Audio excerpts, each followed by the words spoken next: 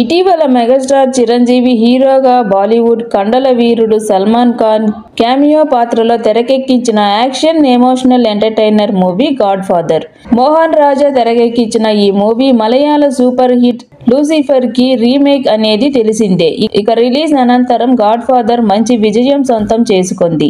నయనతార, సత్యదేవ్, సునీల్ తదితరులు కీలక పాత్రలు చేసిన ఈ మూవీకి తమన్ సంగీతం అందించారు. విషయం ఏమిటంటే తాజాగా ఒక ఇంటర్వ్యూలో భాగంగా యువ దర్శకుడు బాబీ మాట్లాడుతూ లూసిఫర్ మూవీ రైట్స్ తమ దగ్గర ఉండడంతో తమకున్న ఆప్షన్స్ లో ఒక దర్శకుడిను నన్ను అనుకుంటున్నట్లు ఒకానొక సందర్భంగా చిరంజీవి చెప్పారని అన్నారు. అనంతరం తాను ఈ మూవీని దాదాపుగా 25 సార్లు చూసి దానికి తాము న్యాయం చేయలేనని భావించినట్లు తెలిపారు బాబీ. నేను తీసిన సర్దార్ గబ్బర్ సింగ్ ఫెయిల్ అయ్యింది. నిజానికి అది మరొకరి కథ. అలానే అనంతరం తీసిన జై లవకుశ పెద్ద సక్సెస్ అయ్యింది.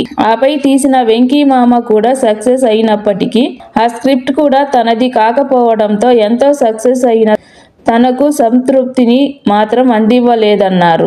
నిజానికి మెగాస్టార్ అంతటి వారు అడిగాక నో అని చెప్పలేకపోయినప్పటికీ పూర్తి స్థాయిలో బాగా ఆలోచించిన అనంతరం చిరంజీవి గారికి మెల్లగా చేయలేనని చెప్పానని అన్నారు బాబీ.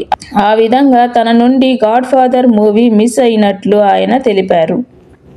ఇక ఈ వీడియో నచ్చితే లైక్ చేయండి, షేర్ చేయండి, కామెంట్ చేయండి, తప్పకుండా సబ్స్క్రైబ్ చేయండి. రేపు మరో వీడియోతో మళ్ళీ కలుద్దాం. Until then bye.